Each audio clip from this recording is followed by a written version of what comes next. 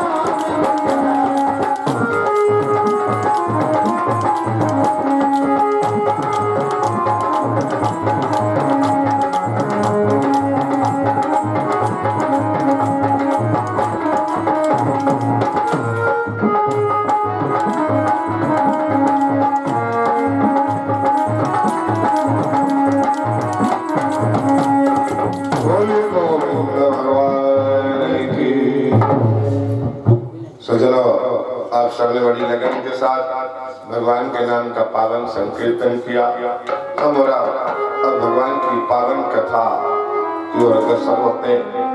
कल कथा शुभारंभ के दिन आपने केवल श्रीमद् भागवत महापुराण के शुभारंभ में मात्र 5 श्लोकों का श्रवण किया था, जिनमें श्री व्यासदेव जी द्वारा अपने यहाँ पुत्र के जन्म के अवसर पर पुत्र को जन्म लेकर घर से बाहर भागते हुए पीछा करते हुए उन्हें पुकार कर बुलाना और उनका श्री सुखदेव जी का मन की ओर पुरस्कार बना। उससे आगे की कथा आप सब अब श्रवण करेंगे। सच्चिदानंद रूपाय विश्वोत्पत्ति आदि हेतुवे तापत्रय विनाशाय श्री कृष्णाय वयं नमः। नारायणं नमस्कृत्यं नरं चैव नरोत्तमं देवीं सरस्वतीं व्यासं ततो जयमुदीरयेत्।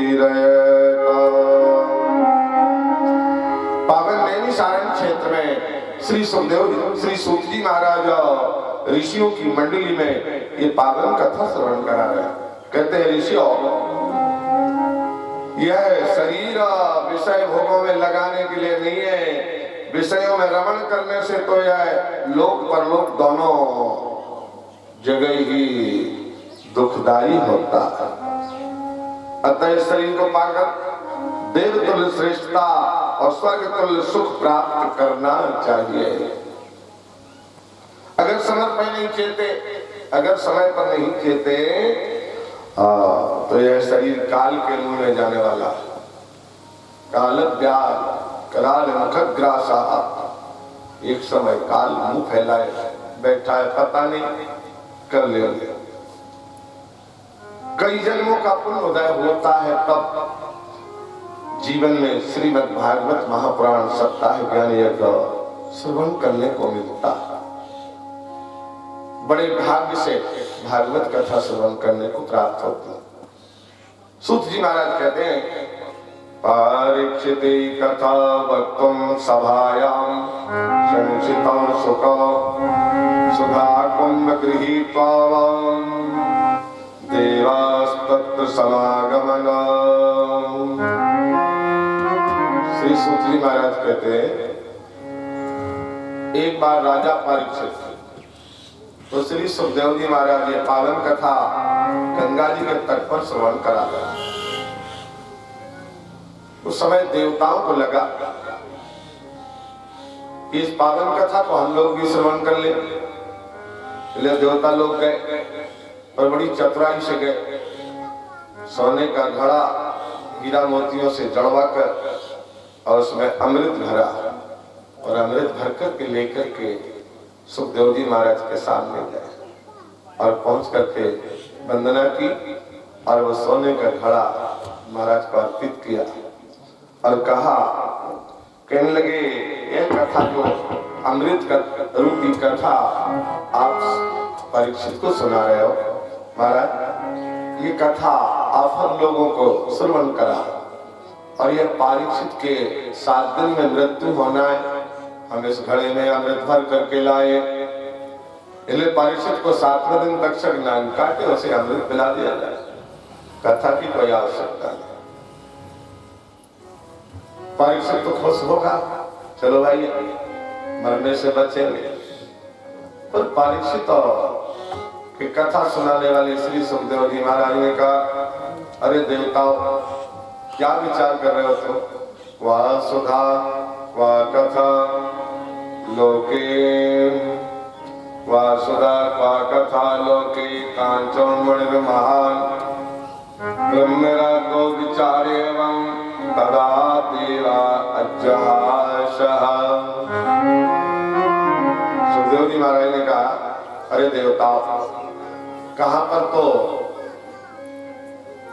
ये श्रीमद् भागवत कथा रूपी अमृत और कहां तुच्छ तुम्हारा ये स्वर्ग वाला अमृत। इसमें तो इतना अंतर है, जितना एक मणि और एक कांच में अंतर होता है। क्या कांच का टुकड़ा मणि की बराबरी कर सकता है?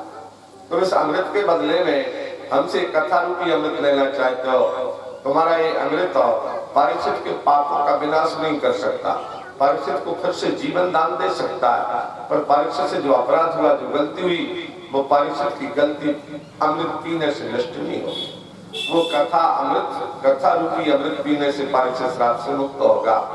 तुम अपना ये अमृत वापस ले जाओ, ये हम लोगों का काम का नहीं है। तुम्हारे सोने का घड़ा, इसकी रखवाली कौन करेगा?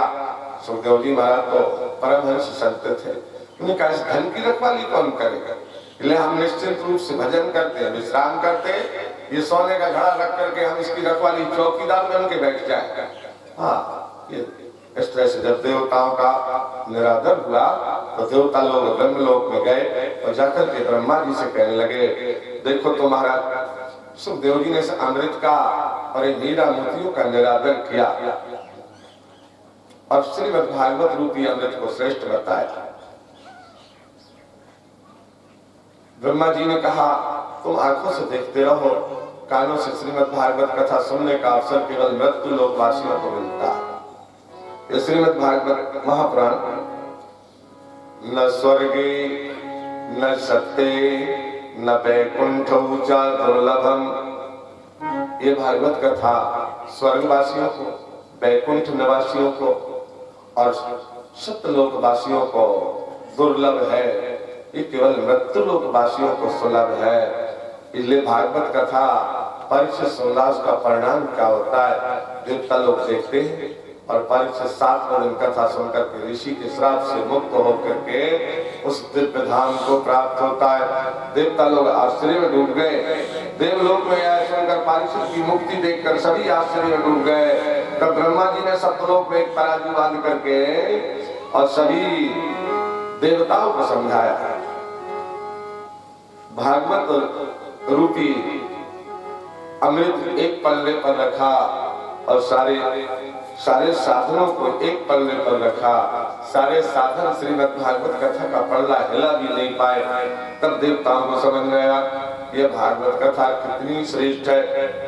सप्ताहेन श्रुतम चेतः सर्वथा मुक्तिदायकम।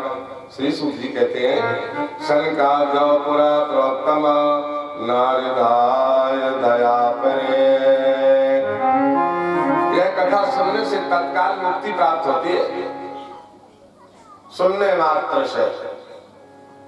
श्रीमद् भागवत महापुराण की कथा सुनने मात्र से मुक्ति प्राप्त होती है, निश्चय ही भगवान की भक्ति प्राप्त होती है। यह कथा सनकादिक ऋषियों ने कृपा करके एक बार देव ऋषि नारद जी को भी सुना। ऋषि जन कहते हैं, महाराज ये देव ऋषि नारद जी और सनकादिक का कहां पर मिलना हो गया? सूत जी महाराज कहते हैं, ऋषियों एकदा ही विशालायाम चत्वारो ऋषियाम अलाम सत्संगार्थम समायाता तत्र नारदम। एक बार ये चारों भैया सनक, सनंदन, सनातन, सनत कुमार चारों ऋषि कहा विशालाक्षापुरी में सत्संग करने के लिए बैठे थे, जिसे उस समय विशालाक्षापुरी कहा जाता था, उसे आजकल बद्री विशाल कहते हैं। ये चारों भैया भगवान की कथा में निरंतर रंगे रहते हैं। एक भैया कथा कहे, 3 भैया बैठ के सुने, फिर एक भैया कहे, 3 भैया बैठ के सुने। इनका एक ही काम, बस केवल भगवान की चर्चा में संलग्न रहना, उनका एक ही काम। तुलसीदास जी महाराज रामायण में सारा करते हुए लिखते हैं, सनकादिक का हाल क्या? आशा व्यसन बसन यह दिन आशा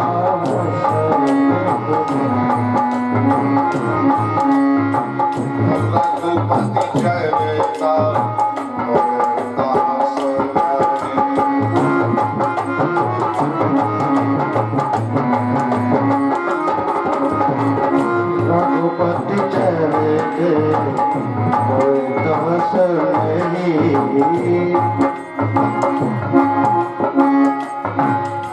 Sangha चारों का एक ही काम, भगवान के चरित्र जहाँ हो रहे हो वहाँ श्रवण करना, नहीं हो रहे हो तो बस स्वयं सत्संग प्रारंभ कर देना। ऐसे सत्संग के निमित्त विशालाक्षापुरी में सत्संग कर रहे थे। उसी समय उनके सामने से देवऋषि नारद जी निकले। देवऋषि नारद जी निकले, पर आज नारद जी ना तो भगवान नारायण का नाम ले रहे थे, ना वीणा बजा रहे थे, बड़े उदास चित्त, बड़े उदास मन से जा रहे थे। ऋषियों ने कहा, ऋषि किस चिंता में डूबे हो, ऋषि किस चिंता में डूबे हो, कहा जल्दी जल्दी जाते हो, और क्या संकट है क्यों मुख उदास, क्या संकट है क्यों मुख उदास, क्यों आज दुखी दिखलाते हो।